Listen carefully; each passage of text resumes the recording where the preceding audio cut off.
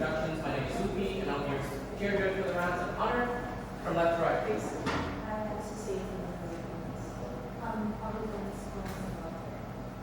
I'm Alexia Sextou. Wonderful. So please do address the panel as a whole throughout the debate. And I'd just like to have an audibility check for the bell that I'm going to use to begin the debate when it comes to time markers. This is good for everyone. Yeah. Cool. So I believe that all of you are very well aware of the WSDC rules. I'm just going to wish everybody the very best of luck and make this motion and round of debate be a fantastic one. I have a feeling that it will be. And without further ado, I'd like to invite the first proposition.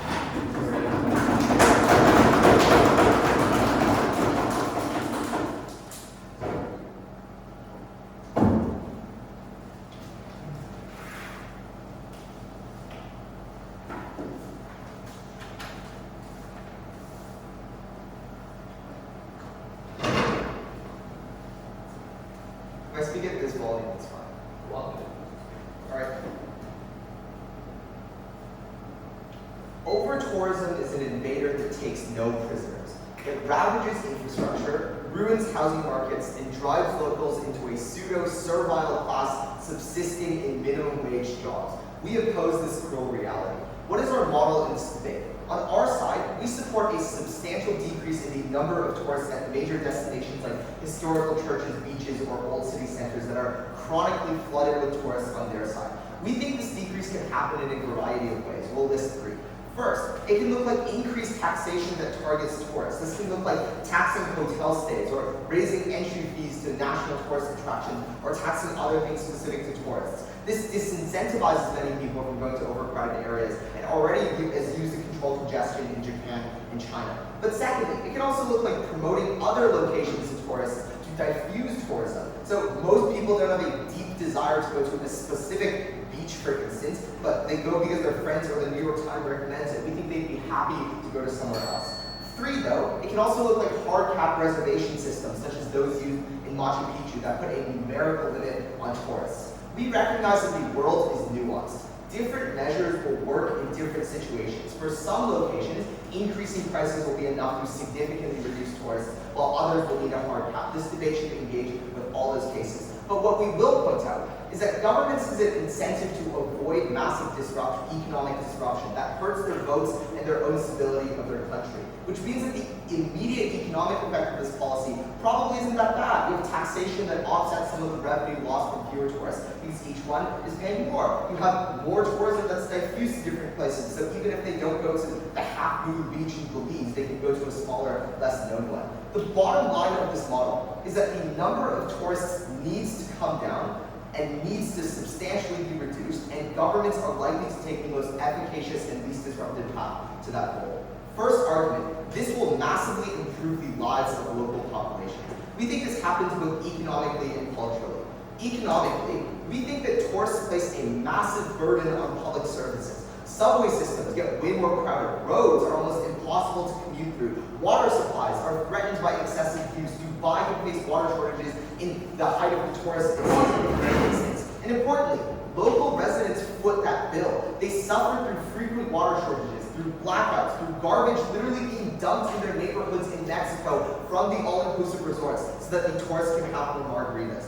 But secondly, the tourists distort housing markets. In Lisbon, for instance, where there's less hotel infrastructure and it's more common to just stay in Airbnbs, more than 15% of all available homes are listed as Airbnbs, as rentals for tourists. That drives down supply and makes things like rent way more expensive. Locals have seen increases up to 30% in past years in their own rent. Importantly, all of these harms are magnified when there is a massive concentration of tourists on their side going to the exact same location. So even just spreading out the tourism on our side can be a massive improvement. Importantly, this flips ops claims about income.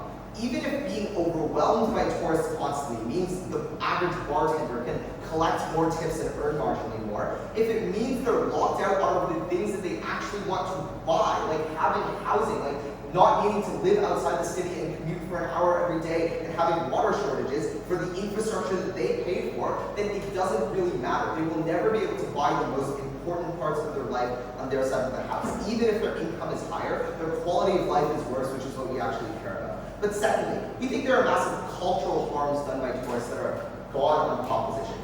Tourists can directly damage culturally important sites through physical wear and tear. And it is the very presence of tourism in high numbers that causes this. Machu Picchu specifically implemented caps on people because it was human damage from people walking and climbing all over the ruins that were irreparably damaging it. It was the size and number of cruise ships entering Venice that posed a risk to its vulnerable infrastructure. But tourists also degrade these places in non-tangible ways. It is a harm if a noisy American starts taking flash photographies of this Buddhist monk while they're trying to pray, or go to war memorials and start trying to take aesthetic Instagram photos. That is a violation of people's ability to access their own culture. And on our side, these harms are far less likely to accrue for two reasons. First, the lower concentration of people means that enforcement is way easier. It is easier to enforce rules that exist when you can see through the crowd, when you can move through the crowd and go to the person who's breaking the laws instead of this river of people rushing past you. But the restrictions on our side of the house on availability to access these tourism sites also impose a selection effect for respectful and good tourists. The people who would be willing to pay higher prices or get reservation systems, go through reservation systems on our side, are the ones who care the most about these locations and probably feel some sense of reverence towards the artifacts themselves. And this was really important. People on their side cannot access the critical aspects of their culture that are important to their identity. We see something fundamentally wrong with locking local residents out of their deserved respect for the rituals and access to significant sites just because the Americans can pay you more. Culture should not be distributed as a plaything to the highest bidder.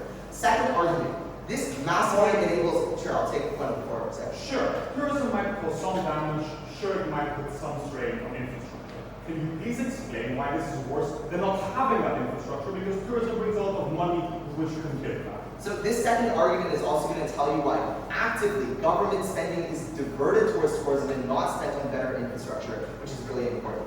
This enables better alternative methods of economic development on proposition. I want to note two things at the top of this argument. The first is that the existence of a massive overcrowded tourism industry warps government policy-making decisions. So when they are this large, local governments can be captured by massive tourism industries. And when they're like 20 to 30% of the national GDP, these governments choose to invest purely in more tourist-specific infrastructure, and at the cost of everything else they can build, like schools, like roads, anything that helps local residents, they choose to expand their tourism industry because politicians are captured by that inertia. But the second thing is that a huge tourism industry also warps markets to be unfavorable to every other industry that can arise. They eat up human capital. The best managerial talent and business majors go to work for hotels and all-inclusive resorts. All the unskilled laborers working as taxi drivers or bartenders. And it means that even if you did want to start a manufacturing sector, for instance, it's impossible to find the human capital to support it. All of this goes to show that it is not true that tourism-dominated areas are unable to do anything else, and that everybody would sit unemployed on their side. That's just not true. But rather that the existence of a massive tourism sector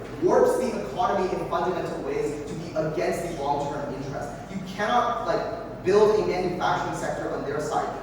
Governments are less likely to invest in education programs that can attract an information technology center. Literally, you can make call centers. Even in our worst case, if these are literal islands in the middle of the Pacific, they can still have other industries, like fishing industries, like port and ship development, or become export processing centers. But these alternative industries only exist when tourism can extremely warp the economy on their side. And these would be better than tourism because we create a more diversified economy on our side. Tourism is one part of this puzzle, and uniquely that means there are two benefits. First, it means that you don't have to deal with the unsustainability of tourism to the nearest extent. That corporations have a short-term incentive to exploit all the natural resources, even if it's unsustainable in the long term. But it also means that you are less susceptible to the seasonal fluctuations and trends of tourists and their destinations. For all of these reasons, to make local economies better, you improve the lives of the most vulnerable local residents. Incredibly impressive.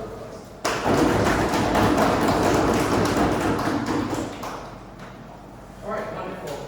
We thank the first proposition speaker for those very kind words. And we'd like to now invite the first opposition speaker to please take the stage and leave their remarks to start.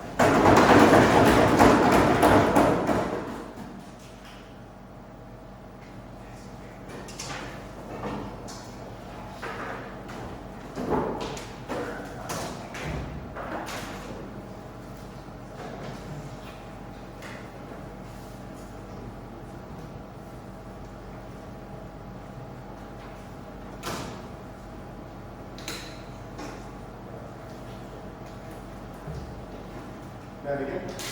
Anytime. The Lottery of Nations blessed Canada with 15% of global petroleum supplies and a third of a massive continent. It gave Greece sunny weather, beautiful beaches, and an ancient civilization people traveled the world to learn about. Look, every nation's path to development is different. And just like Greece, many other nations have paved it or continue to pave it with tourism. Don't let proposition take that away from you. What do we stand for in this debate?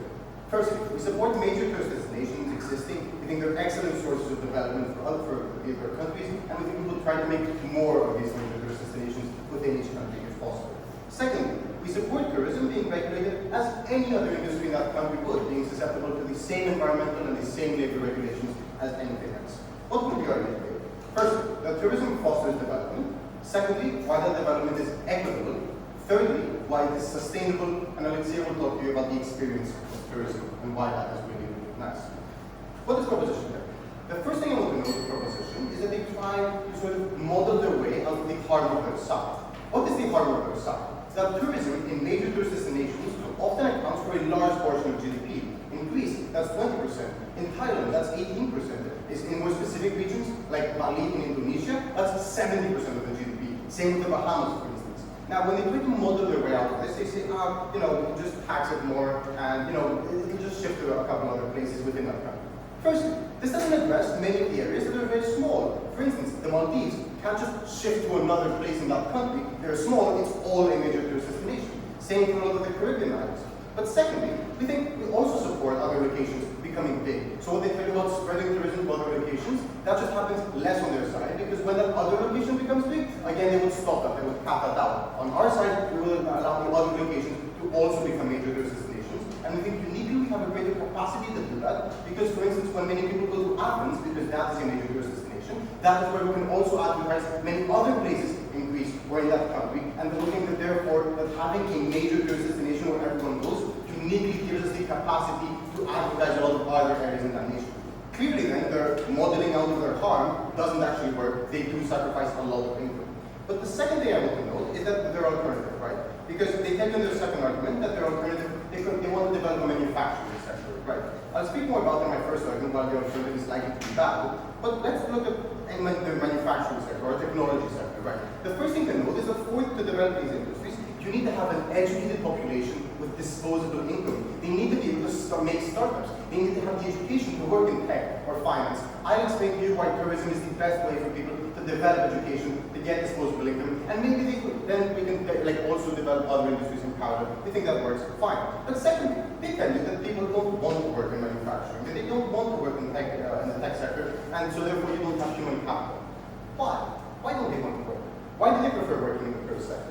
Probably because it makes them a lot more money, and we think that's a good thing. That's what allows people in countries to develop. That's our side.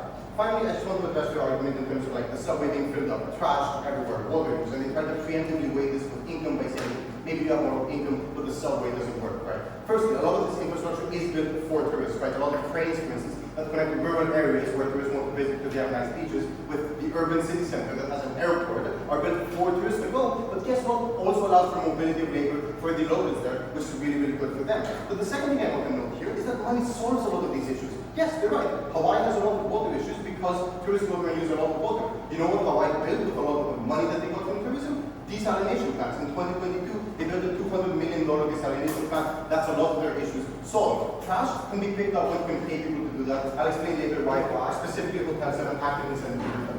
I'm now starting with my first argument as to why tourism is an excellent driver of national development for major tourist destinations. No thinking. To develop, you need money. Why does tourism bring in a lot more money than the alternatives? Firstly, because for many major tourist destinations, especially those in the developing world that need development the most, the next best thing is some traditional industry. Proposition proudly tells you about fishing as the alternative. Let me tell you about fishing. In the Maldives, tourism accounts for 70% of their GDP. The next best alternative is small-scale fishing, which accounts for 2%. That's not something you can host an economy on. That's not something you can develop an entire country off of. Absolutely absurd. Secondly, no thank you. We think maybe they could develop something else. Maybe they could develop manufacturing, right? We think tourism compared to what these countries can plausibly develop is still a lot better. Why? A, because these major tourist destinations have a greater capacity to compete in the tourist market because they have a unique selling point. They have, Peru has the Machu Picchu. No one else has that. Seychelles, for instance, have specific kinds of beaches that very few other places have, and so they can use their natural beauty or ancient sites and become global players where their other resources wouldn't allow them to do so. Now think it, they don't have the human capital to compete with India in the tech service sector. They don't have the industry to compete with German manufacturing, but they can compete in tourism. Second reason, like B here, tourism allows countries to compete in a more specialized market. Slovenia competes for low-cost winter tourism. There are big fish in a small pond. If you want to compete in agriculture or fishing, what they talk about, you're going to have to compete with Chinese fishing. You're going to have to compete with everyone else. You're going to have to sell at market price and compete with everyone. It's a lot harder to make money that way. The importance of this argument then is that tourism is what makes the Seychelles the wealthiest per capita country in Africa. This is where the state gets a lot of money to provide the services they don't really mention, right? Healthcare, right? A lot of the roads that they want to build. Where does the state get a lot of money to do that? In many of these major tourist destinations, it's from tourism. Second argument then, as to why tourism creates equitable development. Before I move on, I'll take that. So the point was never that you go from 80% GDP to zero. It was that you need to diversify your economy so there's no longer warping effects of these massive lobbying industries in your country. Okay, first of all, if you diversify, let's take Indonesia as an example, right?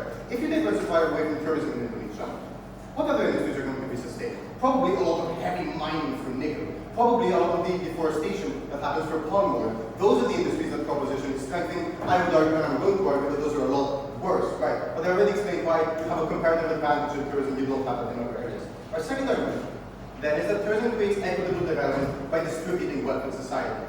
First reason for this is that tourism money spills over into other small businesses and services. When a tourist goes to see Machu Picchu, they take a taxi to go there. They eat at restaurants, they buy cigarettes from the kiosk, and they go on a supermarket run. Maybe they even live in some local middle-class person's Airbnb. Mass tourism, additionally, and the sheer number of people, means that not everyone fits in the same hotel or the same restaurant. You're forced to spread the money. On the comparative, call centers, factories, all of the things they talk to you about, don't spread the money. Most of it is concentrated in the hands of the owner. But secondly here, we think tourism creates flexible employment because it is seasonal. Proposition says being seasonal is bad. I don't think that's true. Because especially for students, for instance, who need to study, they can work really hard during 3 months of high season, making what they could otherwise make in 9 months of part-time work, and they also don't have to juggle part-time work with university.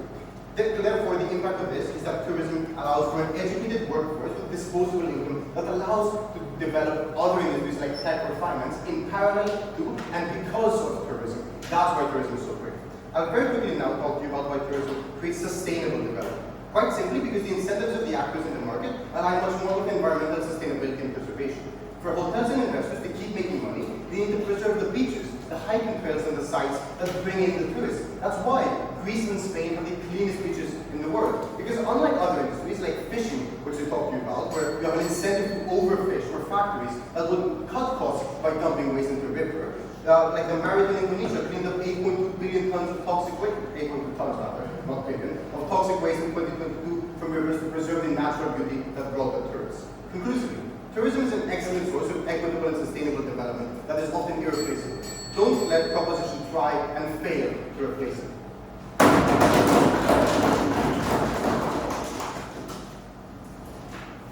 Alright, we have the first opposition speaker for those excellent remarks. To continue this form of proposition, please. Here, please.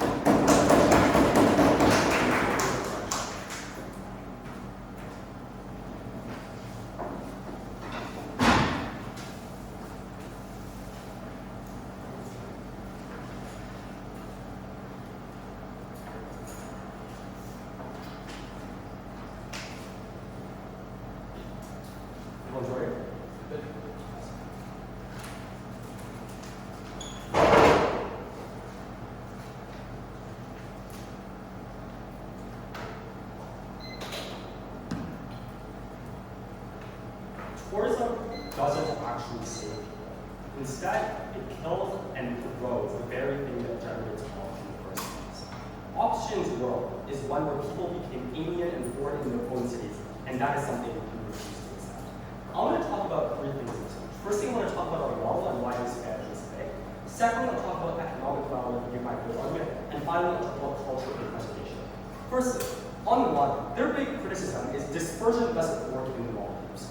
Sure, maybe we'll bite the bullet that in the Maldives you can't send anyone to any other beaches. But notice how uncharitable this is.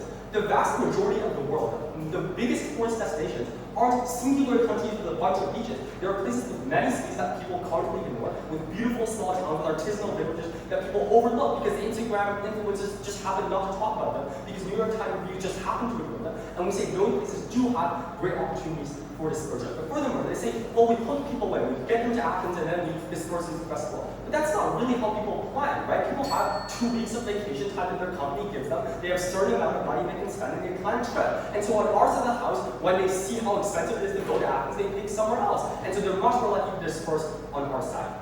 Let's talk about economic development. The first thing we're going to do here is give my third argument, which is that on our side of the house, we rejuvenate places that are left behind because of the mass concentration in particular locations. And the first context I want to give here is there is huge concentration in particular locations, often because of arbitrary reasons. This is things like your friends and your best friend went there for their honeymoon and they told you how amazing it was, so you go there too. You care about getting clout and seeming like cosmopolitan, so you go to a place where everybody knows because it allows you to have an interesting conversation starter at dinner party. You read things like New Yorker or travel magazines and they tell you that these are the best locations to go to.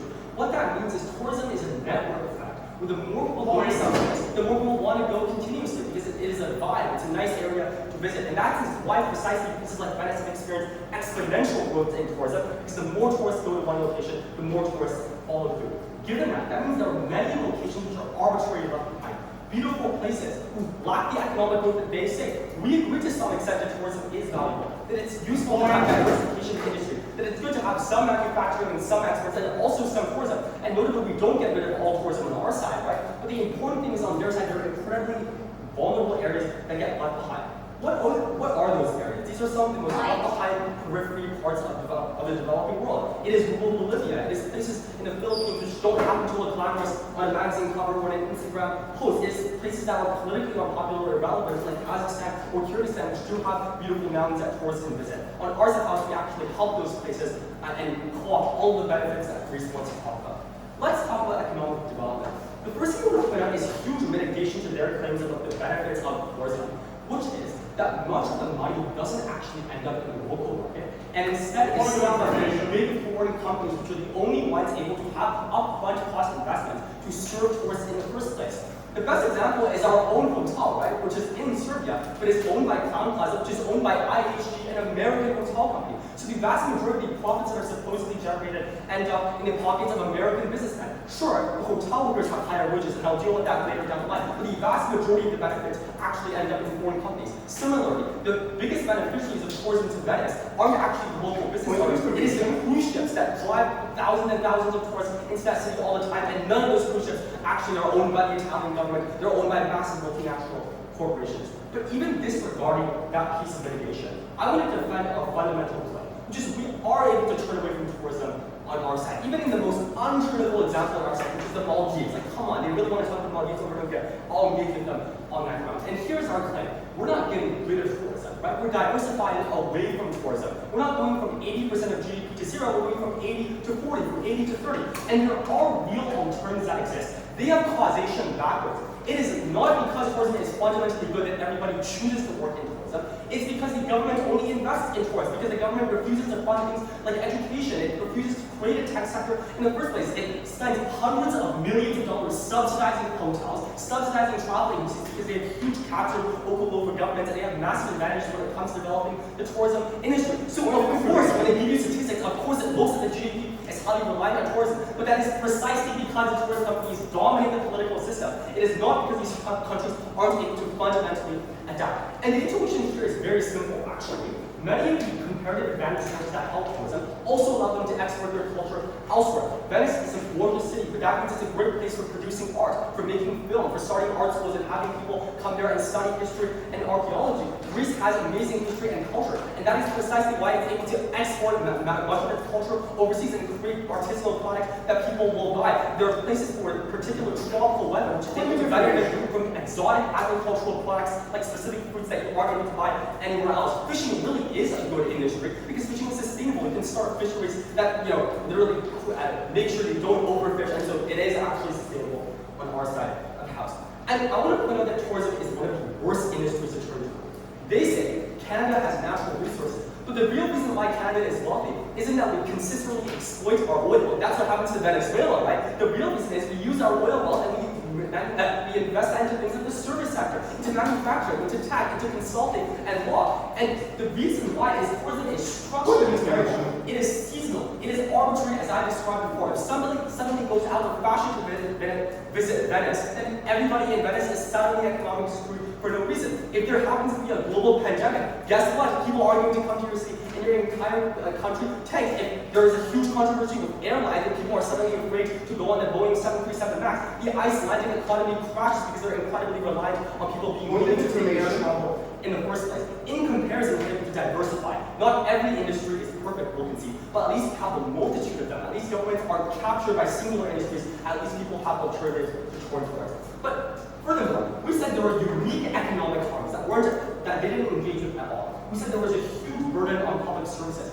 And I want to point out, this is engaging in the cases where tourists are concentrated in one region. Think about Cancun, for example, where some of the wealthiest people in the world go, but also right next to Cancun is some of the poorest people in the world who literally live in cardboard boxes, who literally have sewage dumped on their doorstep. In those cases, the government has no incentive at all to build infrastructure for the most vulnerable or the most politically disenfranchised. But in the cases where people do live amongst the locals, that is terrible for the locals. It presses them out of their own groceries, out of their own homes, out of their own Airbnbs, and that is terrible outcome on their side.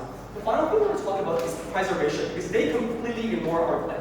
Our claim is, on a material level, there's a problem with preservation. The sheer number of people stepping on Machu Picchu makes it so that Machu Picchu cannot be sustainable. The sheer number of cruises entering Venice destroys the canals and prevents people from enjoying their city. That means on their side, fundamentally, tourism is a honeypot trap that eventually ends. They can't rely on tourism forever, and countries have to turn away at some point, whereas on their side, they're left desolate and in poverty. But furthermore, we have a much more subtle claim here about the indirect degradation that came to a city's dignity. How it felt to be a foreigner, how it felt to be someone who was actually Buddhist, watching American tourists take photos of the Buddhist monk pray, how it felt to be in Amsterdam and having foreigners completely destroy your red light district partying because they're drunk. That is a fundamental assault on your dignity as an individual. We say culture is one of the most important things to a person's experience, what it means to be a citizen of a nation, or in their supposed to be a ability for people to feel at home in their own cities. On that ground alone, because we think governments have obligations primarily to their own citizens, we're already able to win this debate.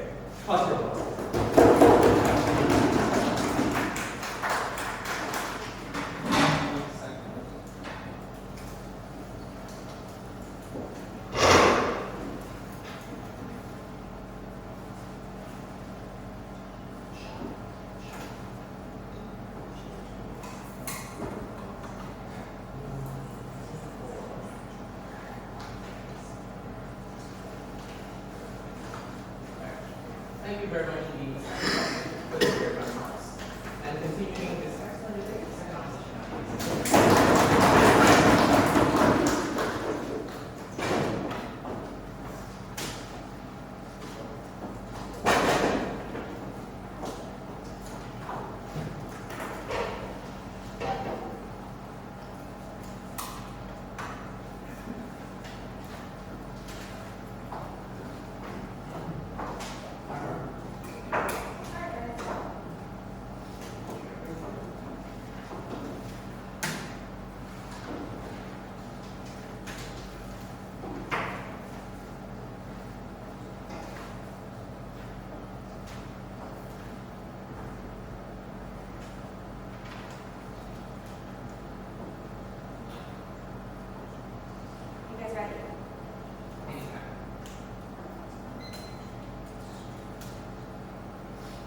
Canadian Leo tells Greek Leo that Canada is able to export its oil and invest in service and invest in manufacturing, and that's how they develop. But not every country is as developed as other northern, already developed countries, countries like Greece or Thailand or Malaysia or Indonesia. We tell them exactly what Canada eventually did, which is to take the money from tourism, be able to extort it from them to the maximum capacity, and then invest it in the long term. See, Canada is the one that is taking away from these countries the ability to eventually invest in these better alternatives that they talk about. They're the ones preventing countries from reaching the very, very developed stage that they're so lucky of enjoying. And I want to note that the only reason why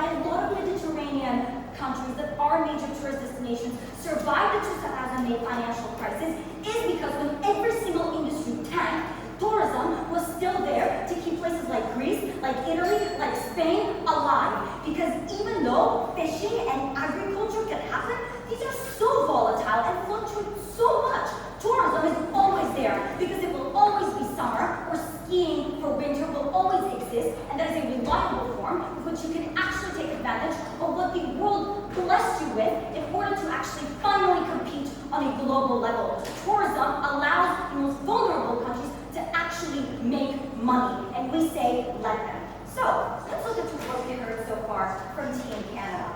The first thing that I want to address is their problematic model, because they really try to weave themselves outside of their harms. Because ultimately they tell you they're going to tax places and they're going to limit tourists. But the point isn't to actually limit tourism, it's to spread it out. This is problematic for three reasons. The first is that, as Leo told you from his speech, this Leo, is that it's not true for every place. Places like the Maldives, like Greenland, other islands, simply don't have the capacity to spread out. Because A, you have a single thing there as your selling point. For example, in Greenland, it's the Northern Lights. In the Maldives, it's literally an island. You can't diversify as much. You have things that are unique. In Machu Picchu, you either have the thing or you don't. In Brazil, you either have the big Jesus or you don't. And this is something that is unique, that you can sell to. This isn't something that you can simply push other people to say, oh, you'll just go elsewhere, because it doesn't exist. But secondly, we think that spreading out of tourism actually happens better under our side when places are actually able to maximize their natural capacity. For example, in Greece, Mykonos maximizes the amount of people that it can support. That is why eventually, naturally, the next alternative will have other islands, such as Paros, such as Naxos. This is a way in which tourism was really wonderfully able to spread out under our side, but in a natural way, versus under their side, where they artificially increase prices of a specific place. What they do is that they, A, hope people will still go to other alternatives, they don't show us why, and B, they ultimately, even if they do manage to spread out tourism, make the whole country kind of a little developed all across. We tell you, let a specific country have 2 or 3 major tourist destinations. If they spread out, that's fine, and let them maximize on that sweet, sweet cash, because that is how people are actually able to fund their education and build airports. The Seychelles, by the way, built a single university based on its GDP rising on tourism. Let them do that. But thirdly, I just want to know that the fact that there's a lot of places that people won't go to if you spread out, right? There's nothing to sell about Swansea. It's a boring town in England. There's a lot of places that you simply can't convince people to go, even if you have, by the way, some kind of New York Times review, which is unclear as to why that's the tipping point rather than it actually being, the Big Ben. Second thing that I want to address then is their argument, thank you, Lou, that it improves the lives of people, and they talk about culture, they talk about, water storage, all of that. These are valid concerns. But first, our ability for people to capitalize on this and make money solves this. Because it's not just about the Grand Plaza Hotel, it's about the tourists coming in and getting a taxi and ordering from Volt and being able to actually buy cigarettes from the kiosk and attending a restaurant. All of these wonderful things that you do as well as staying at the hotel. It's not about the big conglomerate, it's about the money actually being able to spread out. Because when you go to a specific place, there's also other activities. And I want to note that when an individual family visits a tourist destination, 55% of their expenditure goes to only food and entertainment. So we do actually think that this is money that trickles down. But secondly, I want to note that actually we give the government the ability to capitalize on money with which it can build infrastructure, as I told you at the start. Things like schools, things like airports, which everyone can benefit from, are things that you can only get when you get this much money. And by the way, Team Canada, it's not about decreasing GDP from tourism from 80 to 40%. That's still probably being your main sort of source of income if it's 40. Presumably for your case of work, it needs to be a much lower single-digit percentage. I want to then quickly address their thing on degrading cultural sites, because I would actually argue the opposite, that most people love others having to learn about their culture, love others knowing that, hey, you know what the Acropolis is, you visited it, that's amazing. And sure, there's some noise and there's some damage that exists, we accept that, but we think actually the benefit that you get for actually being able to visit this and apply to my case, why, is actually really, really amazing. But secondly, the reason why you're less likely to degrade, for example, no thank you, a specific place for a tourist destination is because the tourist industry has amazing accountability mechanisms. Things like TripAdvisor, Booking.com, all of these things are great ways with which tourists can go, look at what I'm seeing, 12 minutes away from Machu Picchu. This is heinous. And this is why tourist destinations and companies have an incentive to actually keep making these places regulated and clean, as opposed to, for example, a factory who loses money if it maintains the cultural site. Lastly, and very quickly, I just want to address this insane thing about alternative development. Because if you're a development mining or fishing. This is so much more susceptible to supply and demand. This has to compete with subsidized industries from China. What are you talking about, Team Canada? How is Remote going to compete on that kind of level? But secondly, you know when the government actually can build schools, can actually invest in all of these things? When it has money from tourism. That is what we support. But before we move on to my argument, yes? Yeah, on your side, you get to exploit the great tourist sites for 20 years until they're destroyed. On our side, you can do so indefinitely because we preserve them. Leo, at this point, we think that tourist destinations already are eventually going to, to some extent not be usable. For example, because of climate change, we know that eventually some ski resorts are not going to be ski resorts in 20 years. But what we're saying is that there's no point in preserving that ski resort a little bit now if it means that in the future, people don't have money, people don't have jobs. We think that this is so much more important, and we prioritize the human life, people being able to get that summer job and from their studies, for example, being able to actually buy that house rather than being able to preserve a beach. Okay then, our own argument as to why there's inherent value in tourism that proposition is only making for the most elite. Because they're snatching away something very beneficial to people. Because the rich, they knew why they should take vacation, right? They knew that it's not just about leisure, it's about health. It's about physical and mental health. And the reason why we overlook this is because we don't realize how normal and widespread traveling has become. Why is traveling so good? Firstly, because given how destructive or asphyxiating the urban environment can be, a change of scenery can be really good. Swimming at a beach can decrease your chance of getting eczema by 10%. Higher oxygen intake from more mountainous areas, you have a lower chance of heart disease, but also in terms of stress. We're able to break out of your regular routine. When the average American spends over 3 hours doing chores per day on top of working, we think now they're actually able to go a week to have someone else do that for them and enjoy some time with their family. But what they're doing is that they're making this something that, again, only the 1%, the most rich, can enjoy, which is really bad because we think that leisure is health. Thank you.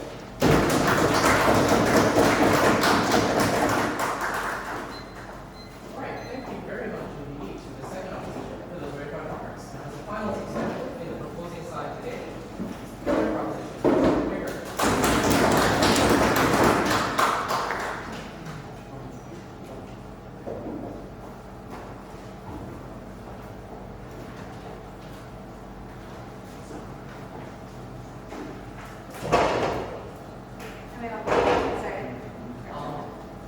All good, yeah.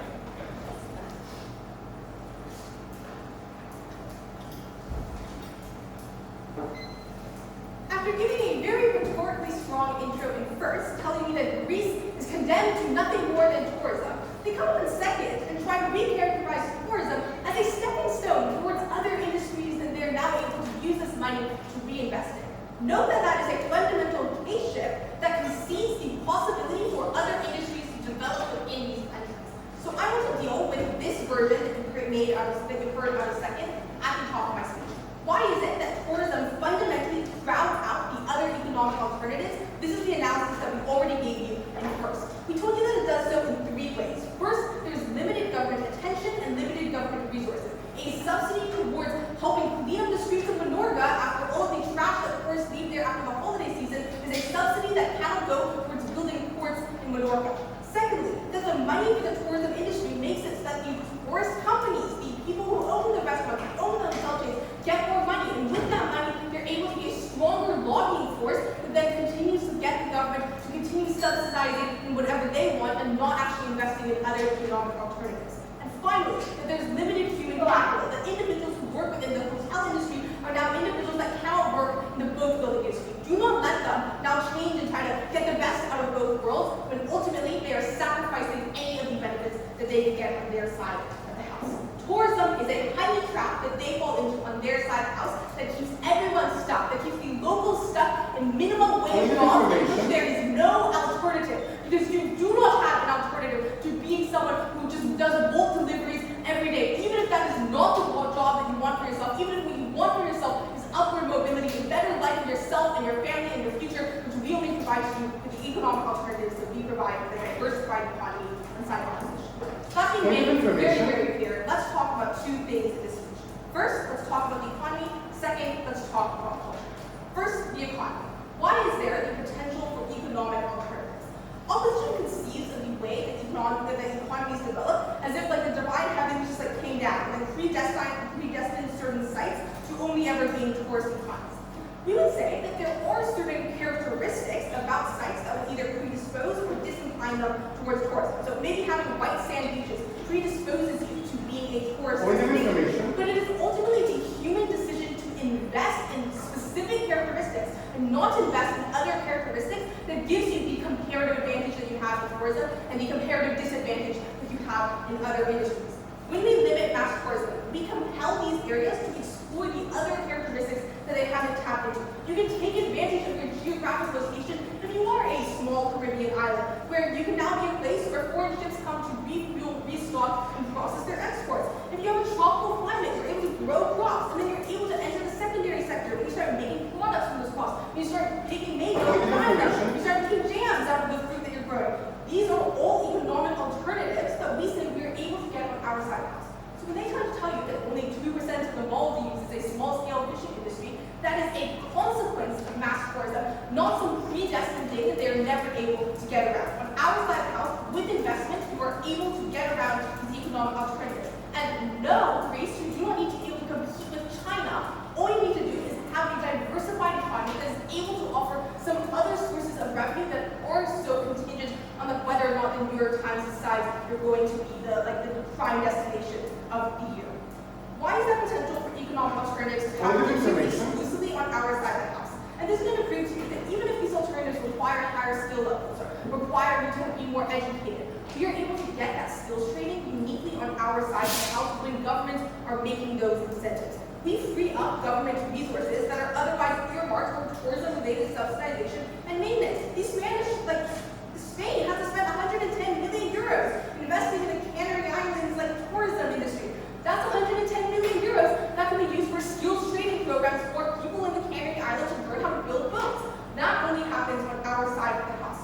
Note also that our policy generates some money too, as many governments are going to opt to charge higher taxes as a means of deterring tourism. That is tax revenue that we exclusively get on our side of the house, that once again is reinvested in the local population. We also think there's going to be things like foreign investment, because to the extent that maybe limiting mass tourism means that you're going to have individuals who are temporarily unemployed, that's a huge sign for foreign companies to come in, investors to come in and set up some new industry in the area, because there are people who are looking for jobs within that area. We say that these other economies are only able to develop on our side of the house when we finally move away from the heavy pot that is tourism. Let me tell you why these economic alternatives are going to be so much better than an economy that is hinged on tourism. Firstly, we told you that it is far more sustainable. They try to assert things. Some example from the 2008 financial crisis about tourism. But think about this logically. Tourism is a luxury good. I go on vacation if I have enough extra money to go on vacation. The moment there's any shock in the economy, when my disposable income goes down by even a tiny bit, I'm not going to be going on vacation anymore. Compare them to the alternatives that we give you on our side of the house. Things like building boats, things like export processing centers. The kind of global trade that happens, that is something that is always going to happen. That is a necessity, not a luxury good that tourism is. But it also means that our alternatives don't cause the horrible quality of life consequences that are associated with mass tourism. They don't distort the housing market by converting long-term housing units into short-term vacation rentals, which is what happens on their side of the house. They don't shrink the supply of housing for locals and drive up prices. This is crucial, because even if they get their benefits, like maybe you get some tips as a bartender with lots of tourists coming in, but that means nothing if your real wage decreases, which it will, because housing is the core economic asset for individuals. It doesn't matter if you have slightly more money, if you cannot afford rent, if you are forced to move an hour away from the city of your birth, an hour away from your culture, which is what they compel locals to do on their side of the house. We say that is morally egregious. But they also don't overburden public services that cannot be expanded, like sewage and electricity systems. They try to tell me that tourism is somehow able to build infrastructure within these areas, but the kinds of infrastructure that they are building are not the kinds of infrastructure that these locals need. Venice is old. That's part of its charm. You can't expand Venice's sewage system. You can't do it because it's prohibitively expensive. It's been there for centuries. If you wanted to, it would be incredibly destructive. The kinds of things they build are not actually what these regions need. I'll take the point of view from us. Please tell us why the mining lobby that we've explained is the likely alternative in Indonesia or the fishing lobby anywhere else has the incentives to do all of the things you mentioned in terms of investing in tech or finance, which sounds No, nice. no, no. We actually mean that the government is going to do all this because on our side of the house we free up all the subsidy money. Please listen to my speech. The kind of infrastructure that they do end up building, like, I don't know, they're going to build a train to the airport, doesn't help the minimum wage bartender, whom we say is the most economically vulnerable in this way. They do not get any of the benefits that they get. On our side of the house, we are able to create a better world for everyone. Let's talk lastly then about culture. I know that they really just don't engage here, but I think this is quite damaging. A lot of the great mass tourism-related kinds of degradation that comes to these sites cannot be solved with any kind of money that they get.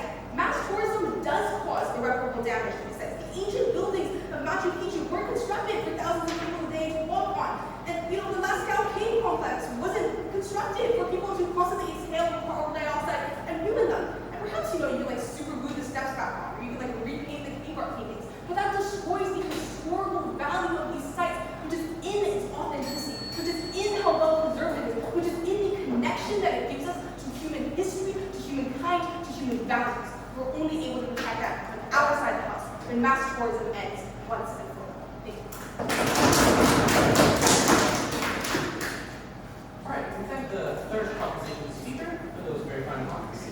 And now as a final substantive from team opposition, as well as the overall debate, third up, please.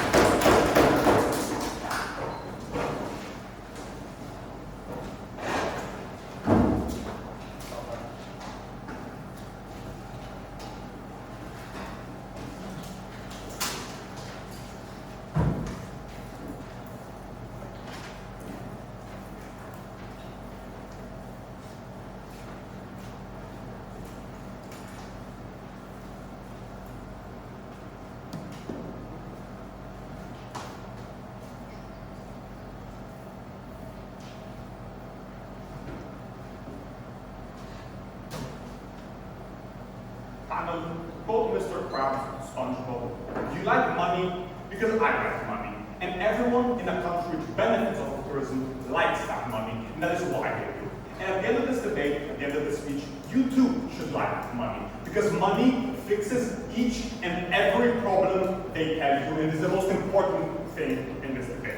Proposition, at best, shows that it can spread out current tourism, maybe, right, because there are other places which don't have other things to make tourism awful, across the country. Cool. We showed you why we have much more of it. And when you have major tourist destinations, that trickles down to other places. That when you go to Athens once, you see Chios in the advertising in the airport, maybe next time you go to Chios and not Athens because you've already been there. It also creates more trend, it creates more advertising, it creates economies of scale, of like your cultural awareness. All of this brings the people to the destinations they want to divert. But the reason why our proposition is trying to do this is because they're afraid of the debate. Because they're afraid the debate is not about where tourism is best. Is tourism better than the alternatives? That is what they have failed to show you since first. I'll talk about a few things in this debate. First of all, money and development, who gets it, and how this affects like quality of life, which is by far the most important thing in the debate. And then second of all, about preservation. First thing, why is money most important? Why do we want that sweet, sweet cash? Because we told you it first. That cash, which builds the middle class, is what allows you to diversify, is what allows people to be educated. Maybe they'll be educated in tourism and be upper management and make more money. Maybe they'll become educated in engineering or do any other industry. Proposition lacks more. But second of all, money gives government income, and that is when they have the money to build the other industries, to build the infrastructure they want, etc. Now, proposition contests that tourism crowds out other things because it creates a big lobby with incentives to go towards there. First of all, I am entirely unclear why this lobby specifically is any worse than any of the other lobbies they're creating. If you're talking about Indonesia and the fact that their agriculture has destroyed an area the size of Germany to create palm oil, or the fact that their mining sector oftentimes involves children, I don't know why these lobbies are worse than Marriott. Marriott, who's much more directly accountable to its consumers because of the industry creating more transparency, because you can have reviews and you can see these and you have more options and you're closer to it. And you know why we know this?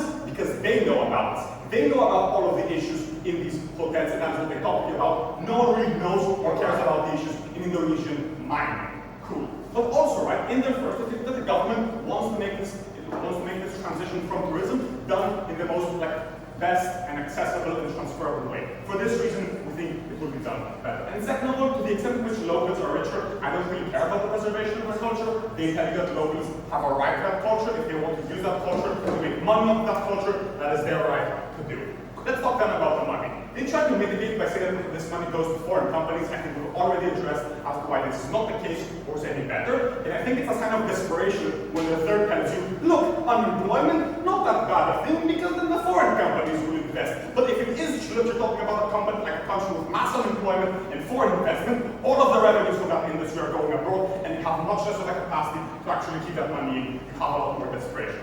First question, do we have alternatives? Because proposition 1 gave you no real alternatives, which I think is indicative that they haven't considered how important this is. We tell you it's harder to compete. Slovenia can build up its winter tourism industry. They can't choose to have the population necessary to compete with others. And competition is an important proposition because that's what gets you more money than the other person. They can't build up the massive fishing trawlers China has so they can compete in the fishing market. And they tell you it's uncharitable for us to discuss the Caribbean. Well, is it uncharitable for people to live in the Caribbean? Millions of people live there and they make money off of tourism. The alternative they bring is massive boats porting there. I don't know why this gives a lot of money. And good God, the pollution that would bring. Good God, how much money would not trickle down to the locals if that is your problem.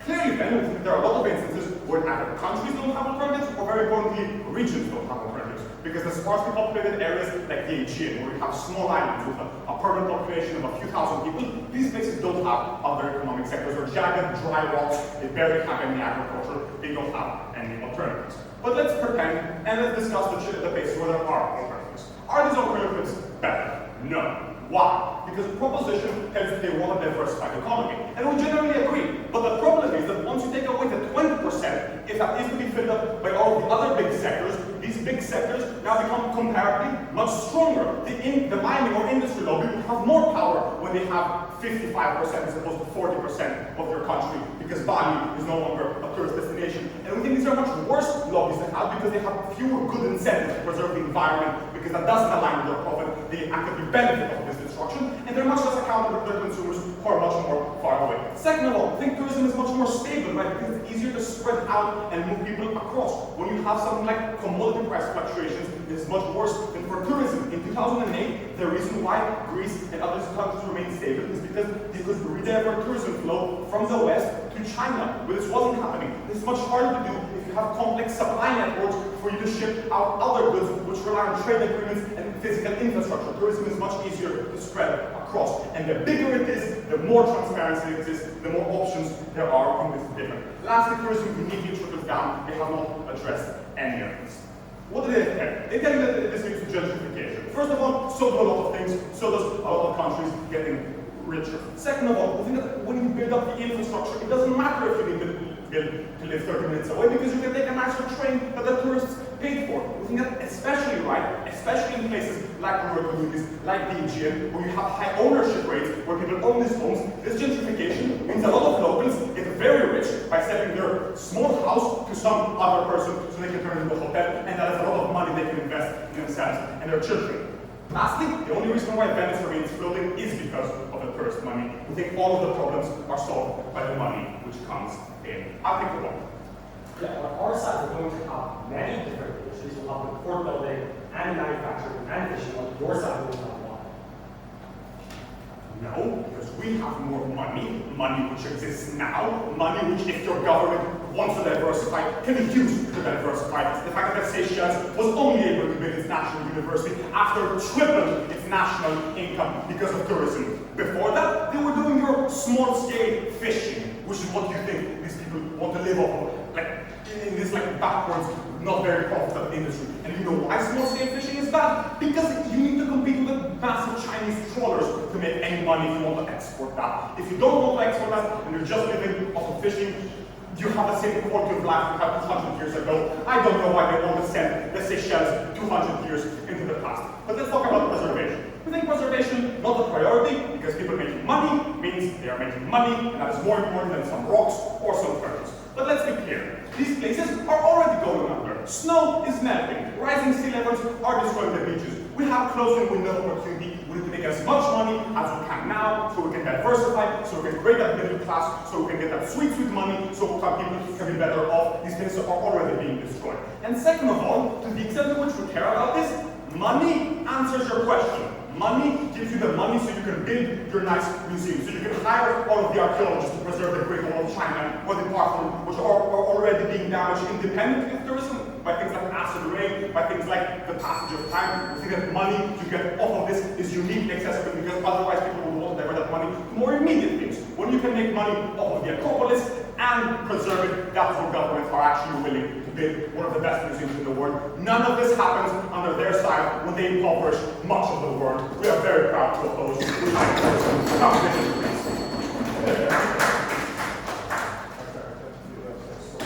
Hey, some of those are yours. Alright, we thank the third opposition speaker for those very fine remarks. Now, as usual, the reply portion will start with the opposition reply first, so everybody.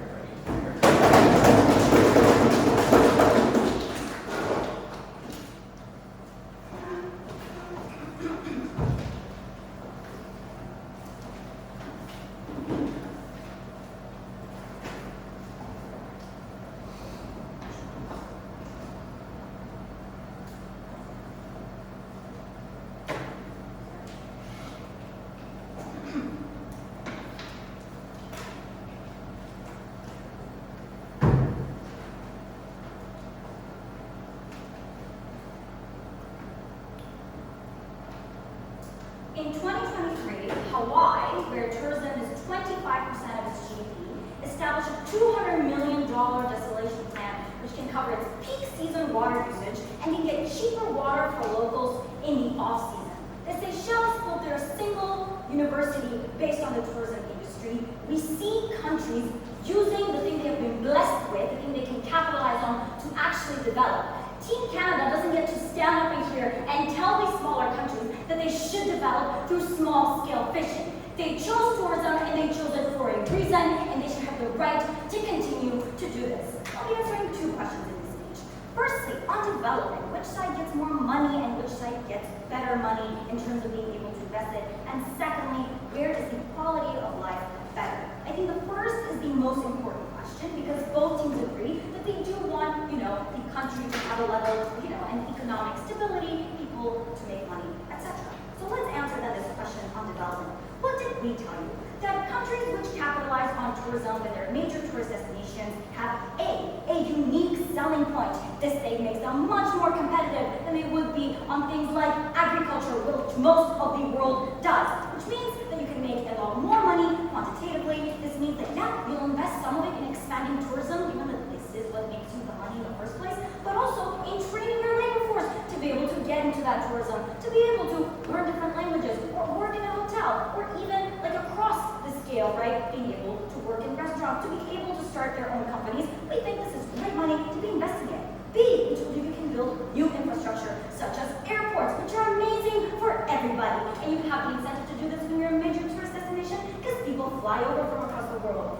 C, we tell you that this is equitable distribution. You can have unskilled people that do actually work in a hotel, which, by the way, sounds kind of better and like a more steady income than working as a fisherman. I think it's obviously a lot better. And working for a company which has accountability mechanisms rather than in a mine, which we all know is kind of heinous. But D, we tell you that it's sustainable. The fact that you have ways in which you can actually maintain the beach, such as Marriott's, because they know that they will get really bad reviews if their beach is dirty. What does Canada say? They say, but you can diversify otherwise. Okay, why would this be the case? Why would this work? Why is this a better alternative? These questions were actually all trying to address down the bench, as we told you that it's not the alternative. And they simply kind of assert that countries can sort of kind of do this. I don't know why they can. Because if you take away the only or biggest thing that makes you money, they don't even engage with the short-term harm and fluctuation that would create. They also don't even engage with the long-term kinds of job that you would get. I think being a fisherman for the rest of my life is something that is very 200 years ago. I don't want to do this anymore, as the Seychelles. But also, right, we tell you that ultimately, the reason why you have the $5 million to invest isn't because you are taking it away from hospitals to put it into tourism. It's because tourism made you that very money in the first place. At the end of this, then, we think that we have better long-term development, where we give countries the agency and the ability to choose where they invest it to develop their service sector. Team Canada doesn't explain to you how these countries can develop to the extent that they do, or the certainty with which they can. So I think we get this question then. Lastly, very quickly, on equality of life. They tell you two things. Firstly, that people move, and secondly, that there's damage to the culture. In terms of people moving, Max beautifully tells you that this is something very normal. And at the point where we increase people's wages so much, even the taxi driver, everyone, because we told you how it distributes equally across the scale, it's okay for people to move. This is natural migration, happens all the time. I don't think that Team Canada would have a problem with migrants. But finally, on culture, I think learning about culture is something that is very, very good. A lot of locals want you to learn about, for example, the Acropolis, right? This is something nice. You get happy. But rather, when you know that when you have the culture you must preserve for the tourists, like the Great Wall of China, or like the Colosseum, you have a unique incentive to want to maintain that, even if some tourists damage it, because they're, I don't know, a little bit careless. You want to upkeep that uniquely because you know it's your main selling point. So for all of these reasons, come to Greece, enjoy the sun, you deserve it.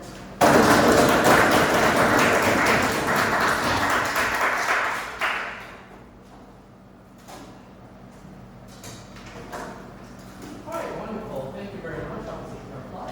To close the debate now.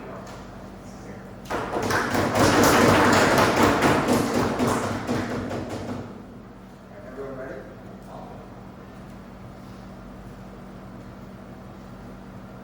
Opposition was afraid in this debate. They were afraid of our analysis. There are a variety of ways that this happens all across the world, and instead just want to talk about the Maldives. From Leo's speech, we told you that there are a variety of places where this happens. The Maldives are the minority. But they were also afraid of all of the mechanisms by which we told you that tourism warps industries, that it leads to money being spent in ways that are not good for the most vulnerable local populations. And because they were afraid, they just kept screaming money. They just said money, money, money, money, money, and that fixes every single problem in the round. That wasn't how it worked. Firstly, the first reason why you should vote for opposition was that we told you that tourism has a huge warping effect on the economy. That their case, I'll note, is very reliant on this idea that you can make more money and that you can solve every problem with that money by investing in industry, by building infrastructure, blah, blah, blah, blah, blah, blah, blah. But we told you that money was not spent on these causes because it was spent on things that prioritize tourists themselves. It was funneled out of the country in hotel rooms and flights that were the biggest expenses of those trips. So those spendings were unlikely to occur, and they were unlikely to help the local population. They're building more all-inclusive resorts in the Yucatan Peninsula in Cancun, and leaving every other place to be functionally an urban slum where garbage is thrown on their driveways. This wasn't good for them. But even if money was spent on these sorts of things on their side, which is incredibly charitable, there's no mechanism here, we say that the types of infrastructure that were built were not great. Infrastructure isn't this ephemeral word that's just incredibly good in every single instance. This was infrastructure that didn't help the local population. This was infrastructure in Dubai that prioritizes the water of everyone else, of the tourists, and leaves everybody else with water shortages constantly. This was infrastructure that built trains from airports to rural areas that the locals never really use, because if they're caught in the minimum wage jobs on their side, they're unable to travel. And finally, they said that this would fix all their industry problems, which first of all, I'll point out is a concession that you can go to other industries, that you can invest in other industries so long as you have the political will to do so. And that means that our mechanisms here about why tourism captures governments when they're such a large portion of GDP, when literally one interest is 80% of your economy, that's when you don't invest in these other industries that they conceive could exist. Our side was a world of diversification. Their accountability mechanisms only care about tourists. TripAdvisor doesn't care how the Mexican person living outside your all-inclusive resort felt. But instead, on our side, you are able to diversify your economy and reduce these lobbying pressures. Perhaps it's true that there's lobbying everywhere, but having one interest dominate your economy was always the problem. Michelle gave you this analysis of why it was likely to. God does not decide your industry. Like, God did not look at Serbia and decide cigarettes and sushi restaurants. Like, that's not how this works. You can't invest in other things, and I think that was likely on our side. But we have two other flips that makes us win this debate. We told you that you could preserve things for way longer, which is money, by the way. They say it will erode anyway, but this was grossly unresponsive to our remarks about enforcement and self-selection all the way through first they never dealt with. But we also told you that you could disperse tourism and deal with the overlooked places that are on their side, because the New York Times decided that they weren't important enough. that governments could promote these places, and that would be far better to reduce tourism. But finally, we told you that there are many, many things that matter far more than opposition's narrow conception of GDP and money. That if you are crowded out of your housing, that if you have to live in the slums of these suburbs and you have to commute every day with barely working public services, that did not make your life better even if you got tipped more money by the Frenchmen. That if your culture got decimated every single day, that if your respectful traditions were being trampled on by tourists who don't understand what they're doing, that was the foremost harm to people's dignity. That was a thing they deserved to have. Things matter more than money because their money is speculatively spent. They don't know that it will fix every single industry, but the huge harms to individuals is certain. There are 5 reasons to vote for us incredibly